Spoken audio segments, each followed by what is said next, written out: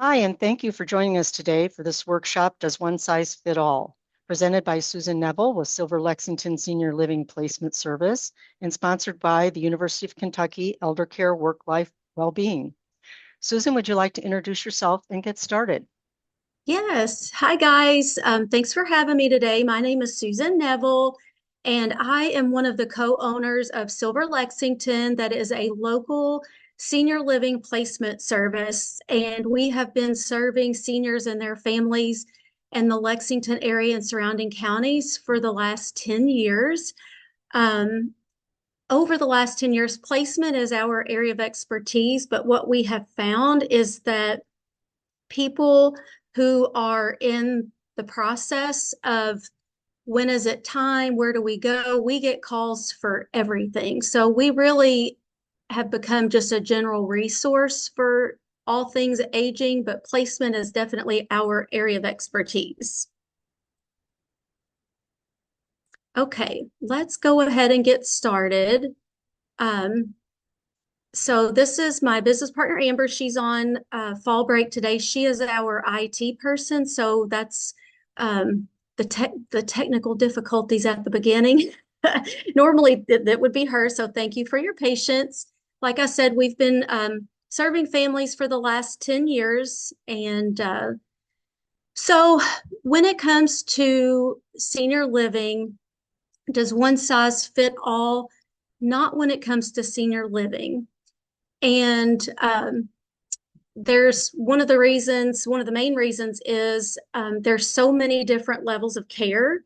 There is independent living, there's assisted living, social, assisted living, basic health, memory care, and long-term care. And over the last couple of years, Kentucky's been going through some legislative changes. So the verbiage has changed a little bit. So the assisted living social and assisted living basic health terminology is fairly new. So, what is independent living? Independent living um, ranges from studios up to two bedrooms. It will include social activities, a social calendar, transportation, most meals and housekeeping.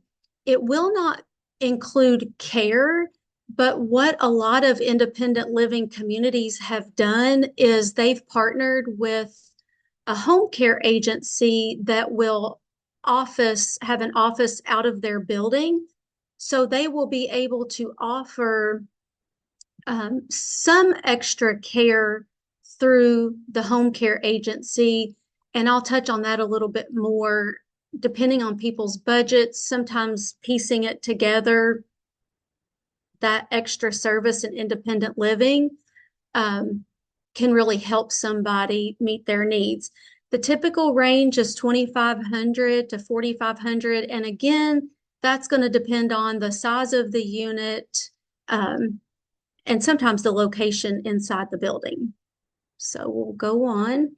The assisted living social model, again, they have apartments that range from studio up to two bedrooms. It will include social calendar, transportation, all of your meals, housekeeping, plus you can add care levels as you need them. And it could be something from medication reminders up to full showering, bathing, grooming, that sort of thing.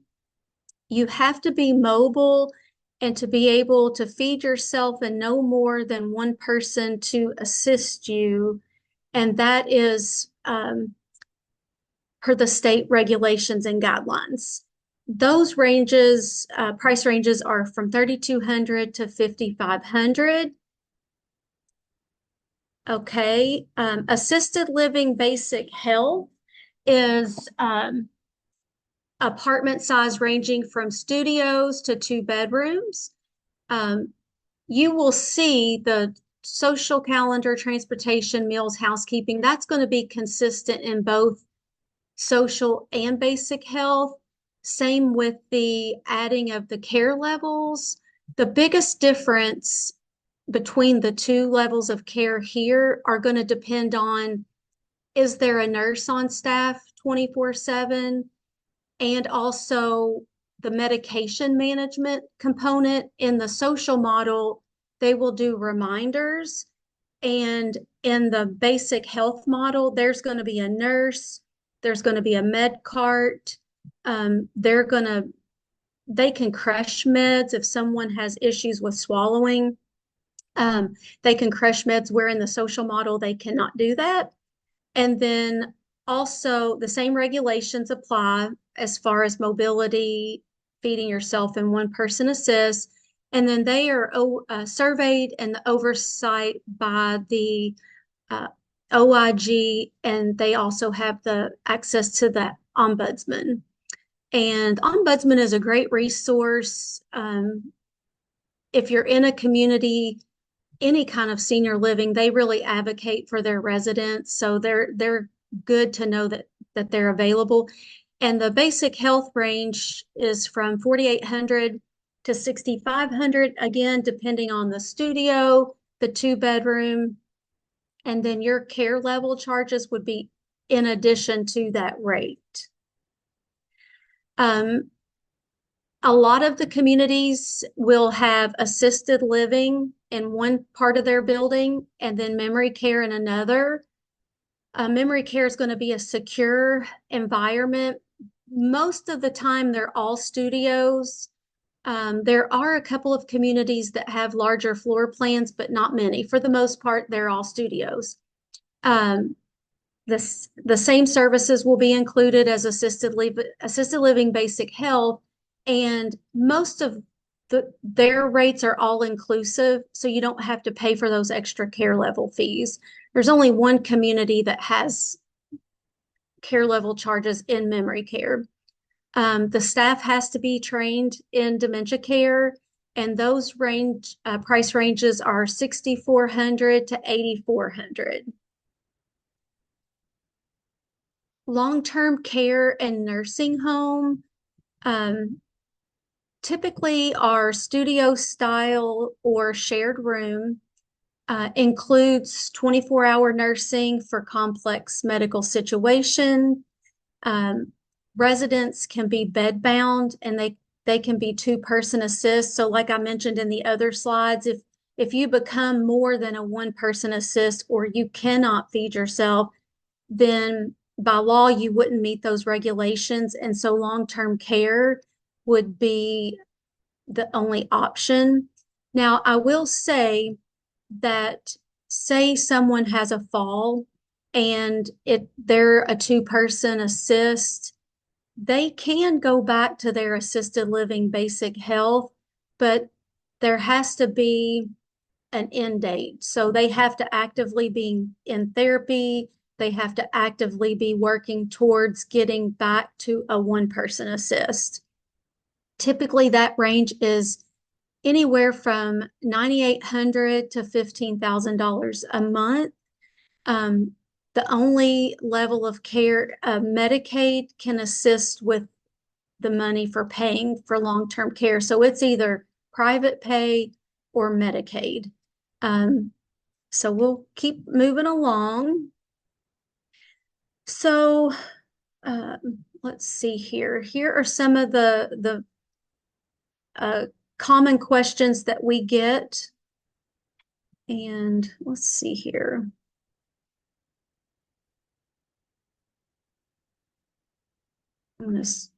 Can't see my questions.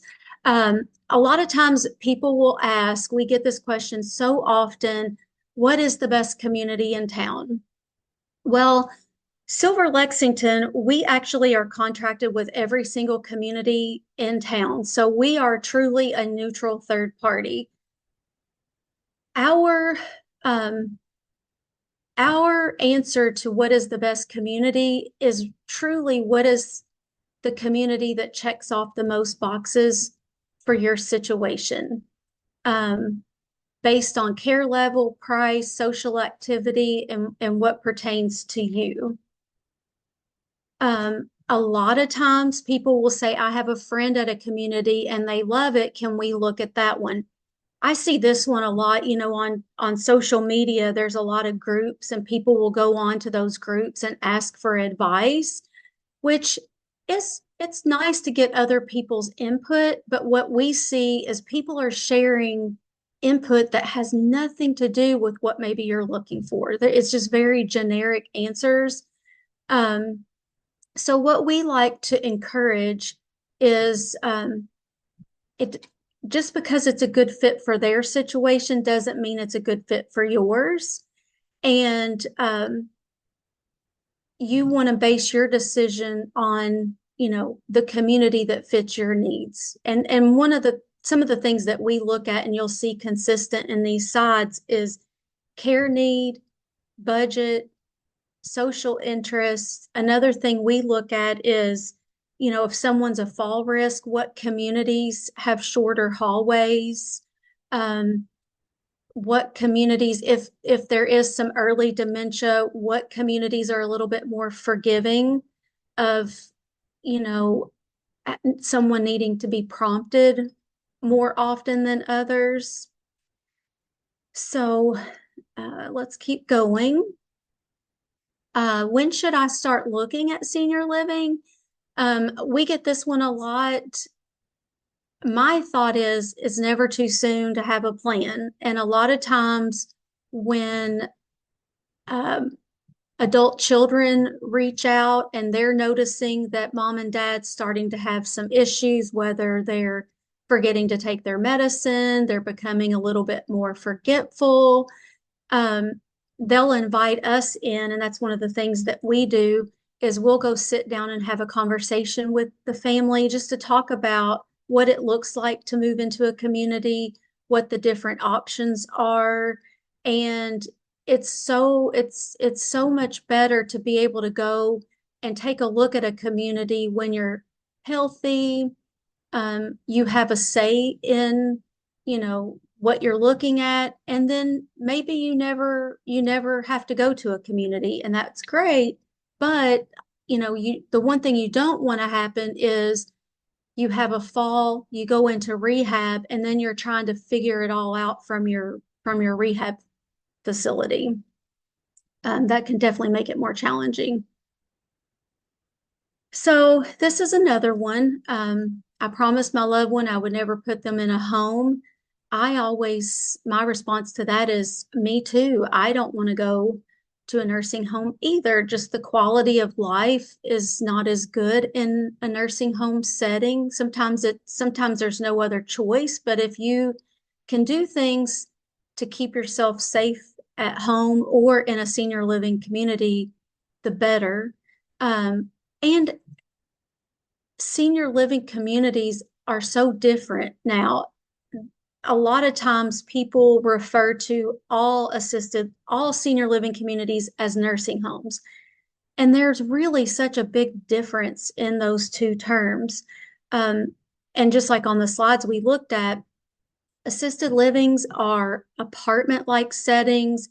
You continue to be independent. You can come and go as you please. Whereas the nursing home is a very different setting. You're going to be around people who have a higher acuity of care needs. It's just very different than the old traditional nursing home term. And just that's one thing that I like is when we can get seniors out to look at communities, when they see what a difference a senior living community is compared to a nursing home, then it makes more sense. Silver Lexington, what we do, families are more than welcome to navigate this process on their own. But we want to let everybody know that we are a free local resource for anybody that is in this stage of life that has questions about when to start, where to go, the difference in communities. And what makes us really special and unique is we can meet families, sit down, go through the different care levels, including the state regulations. we don't just give families a list of every community in town, because then you're going to have 30 different communities, and really maybe only two or three would even be appropriate based on your specific situation. And once you really start narrowing down and comparing the communities, we can get it narrowed down to the top two or three communities. I'll give you an example. I'm working with a family today. Um, this morning I was on a tour, and I have one this afternoon, but the daughter's in Connecticut, the son is in North Carolina. And so they reached out to me, and after a conversation with everybody, we were able to get it narrowed down to the top two communities. That way, sisters got in town yesterday, the brother's coming in town tomorrow. They're not trying to navigate 30 different communities, trying to figure out where to go, the best ones to look at, um, what communities will meet their needs. I was able to do that for them on the front end and just really save them a lot of time. And then that way they can focus on the communities that best fit their needs. And then we can go on tours with families, and really just be as much of the process as family needs us to be. Sometimes people just want the contact number for the communities that we recommend. We're happy to do that. Or like I said, we can meet you there, go on the tour, take notes, send it out to the family, and just really try to meet everybody where they're at. I have another quick example. I met with a gentleman yesterday who he really felt like he was not at a good place financially, and he was really stressed and worried about his next steps in the aging process. And after we met at Panera, after having a conversation with him for his situation, he's in good shape. He's in a condo. He doesn't need a lot of help, a lot of support at this time. And so he just felt good knowing I felt like after we had our conversation, he had peace of mind knowing he's on the right path. He didn't need to stress. We were able to talk about the pricing of some different communities. And so anyway, that's kind of a little bit about how we help families. And that's about all that I have. This is our number. If you can call us anytime. This number, you get myself or Amber, and I always say we're one and the same. We do things. I feel like when you get one, you get either one of us. So Hazel, do you want me to stop sharing? Or actually, I did So- want to add one yeah. quick thing. Um, if if you are not in Lexington and you are in a surrounding county, or even someone in a different state, I do think it's a good idea to find your local experts, because they're going to be able to offer a lot more support with local resources. Just be careful when you start looking online, because there's a place for mom, caring.com. I compare it to the Walmart of what we do. We're more of a local boutique. And if you go that route, you're going to get a list of information. They share your contact information, and then you're going to start getting bombarded with calls. So wherever you are, look for local resources, or you can still call us. We are still happy, even if it's not a Lexington area that you're looking in. We're happy to have the conversation for next steps, for where your loved one might be, even if they're in a different state. Or we've even tried to help people get connected with someone like us in a different state. That's about all I have. Hazel, what were you going to say something? That was what I wanted to remind you to be sure to mention that. But otherwise, this Yes. has been really, really helpful. Can you talk about community fees just for a minute? Yes. So every community generally has a one-time community fee, and it could be anywhere from $1,000 to 1 month's rent. Um, People actually got to ask that question today. What is that for? And also, why is it so different from one community to another? And my answer to that is different communities use that money for most of the time putting it back into the community, turnover of the unit, general maintenance throughout the community. I've had a few communities say that they put that towards giving back to their staff, but it's pretty standard.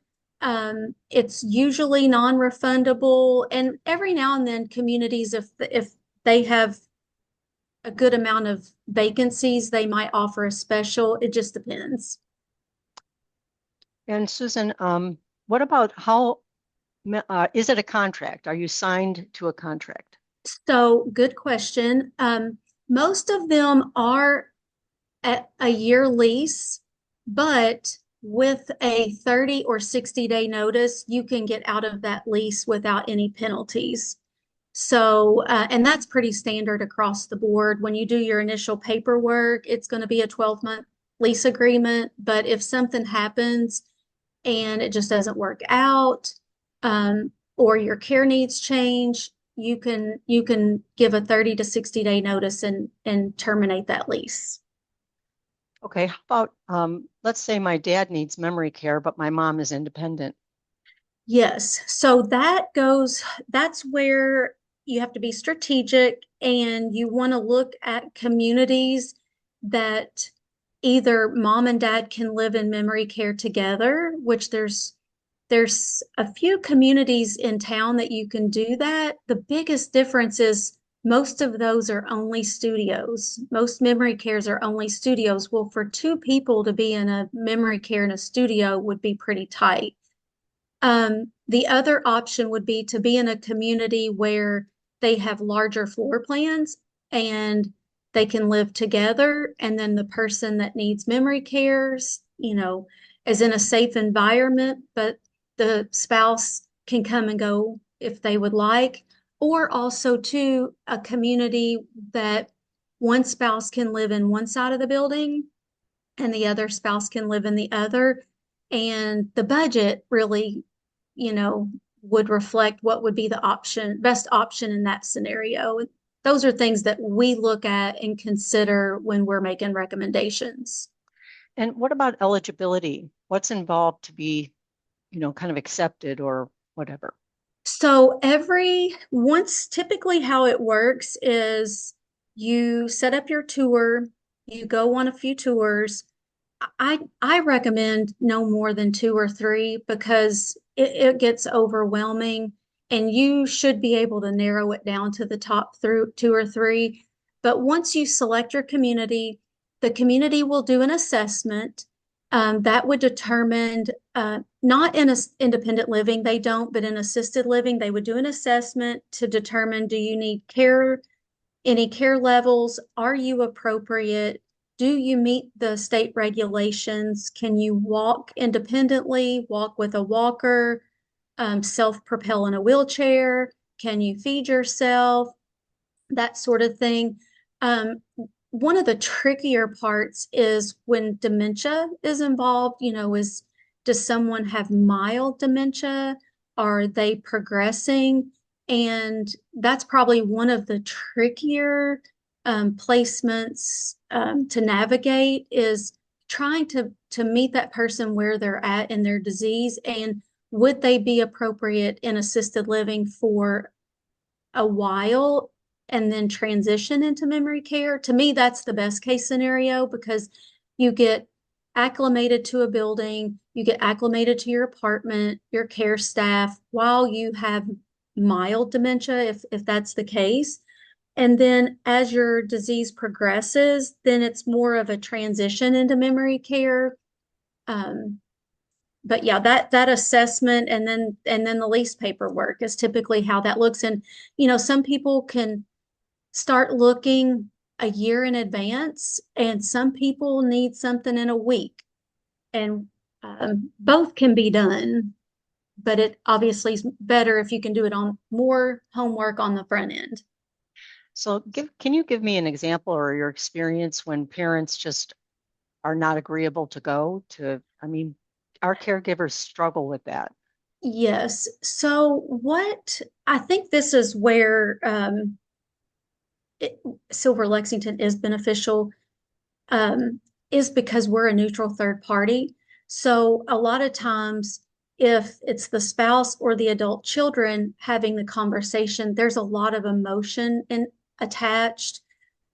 Families might talk to one another like they wouldn't speak to another, non-family member. So, but I think just being honest and compassionate about having their input, and also what I feel like works the best is let's at least look and get a plan.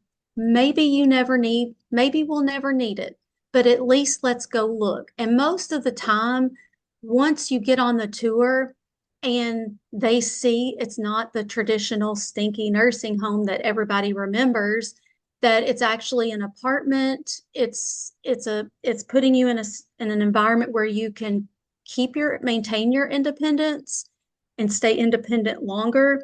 But usually it's that having a plan, because how can you argue not having a plan and not being prepared? Most people would all agree it is better to have a plan. Well, and when you look at the cost of the nursing home for private pay, I mean, it's even though assisted living seems expensive, it's still a bargain compared to private Yes. pay. Yeah. And we see people with lots of different budgets, um, that's why another good reason it's good to have a conversation in advance, because if someone is on a limited budget and maybe just receiving Social Security, then subsidized housing might be the only option, and they have a pretty lengthy wait list. So if you can get on that wait list earlier, the better. Or also just knowing what the price ranges are. We think knowledge is power. And if you know the pricing of a community, and if that does not meet your budget, then we will say, look at what you do get, what your monthly income is, and use that money for resources like home care, caregiver support, so that you don't have caregiver fatigue. And if you don't have the money to go to a community, you're going to want your caregiver to stay as healthy as possible, because you're really going to have to lean on one another. Right. So do you know anything about how you protect your finances ahead of That time? I, Where do you go to get that information? yes, elder law is a good resource. It can be expensive, big retainer fees on the front end. I sort of have a love-hate relationship with elder law, to be honest with you, because what I don't like is when elder law, I'm all about preserving assets and preserving your wealth, all of that. But if they take all of your assets and move it all to where you don't have any money to live off of, and sometimes we'll get a call and it'll be an adult child. They're like, oh, I just talked to so and so elder law, and we've moved mom's money over and we need a nursing home. And nursing home beds are hard to come by. And that's another thing, you have to be strategic if skilled nursing comes into play. Um, so you've got the elder law aspect, and then I also think it's important to choose a community that's the right level of care, and so that you can preserve your funds as long as possible. I'm not a financial expert, but I've been doing it long enough to know that, if you have your monthly income, you sell your house and you're just supplementing a little bit, well, you are going to preserve that money a lot longer. Um, so, and sometimes one of my first questions is, what is your budget? What does your income look like? And it doesn't matter if someone says they have 15,000 or $1,500 a month or $15,000 a month. I still try to think, where can you get the most bang for your buck? What community is going to meet your needs? Um, when I'm making a recommendation, because we had a gentleman that he picked a community on his own. Um, he called us after the fact, several years down the road. Well, he was in an assisted living community and he was very independent, and he spent a lot of money on the front end that he really didn't need to spend. And then now that he needs it, he had spent down quite a bit and his options were very limited. So we just want to help people not be in that situation. Yeah, I really appreciate that, trying to be prepared, Hmm. trying to, assure your parents that it's not, it may be a move, it may not be a move, but there's no harm in looking and considering. I think those are all great things. Yes. And we also, too, when we get calls, a lot of times people don't really know what they are looking for. And we will say, let us get you the pricing, availability, and information on what a community looks like. And then you can call home care. Sometimes they'll want recommendations, which we're not affiliated with any home care, but we know which ones we hear good things about. And we'll say, call two or three of them, see what home care looks like. We can give you the information on what a community looks like, and at least you can make a well-informed decision. Right. That's great. Really great. So again, what would someone do if they are outside of the surrounding counties of Lexington here? So I know Silver Lexington covers Lexington and the surrounding counties, um, but um, you can look online. But like I said, be careful for that small print of, you know, where it's a sponsored ad or they're going to redirect you. Just be careful what you click on. But if you don't call us, we're happy to help you Google and look for resources in your area. But I will Google it for somebody in that specific area and try to look to see who is local and who is not.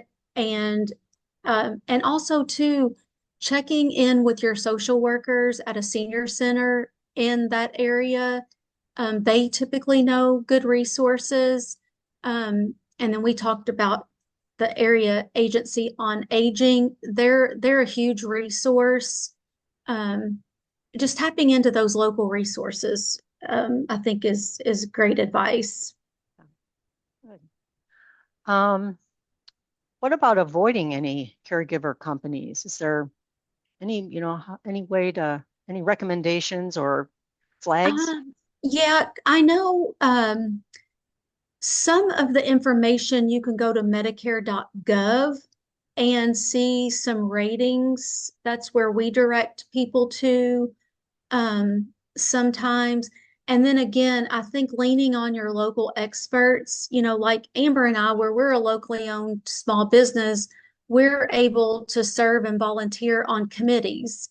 The Aging Consortium, the Friends of the Senior Center, um, various community. So I feel like we know who is always present. We know who's caring. We know who we hear good things about. We know, and also I think asking questions, if you're calling around, especially like for home care, you know, if our caregiver doesn't show up, what is your protocol? What is the backup plan? Asking those questions. And I also, I always say, when for a senior living community, the aesthetics of the building, all the price range and all of that is so important. But one of the things that I encourage families to pay attention to is the staff. Is the staff approachable? Um, do they seem to be more proactive than reactive? Because things are going to come up. It's inevitable. It's life.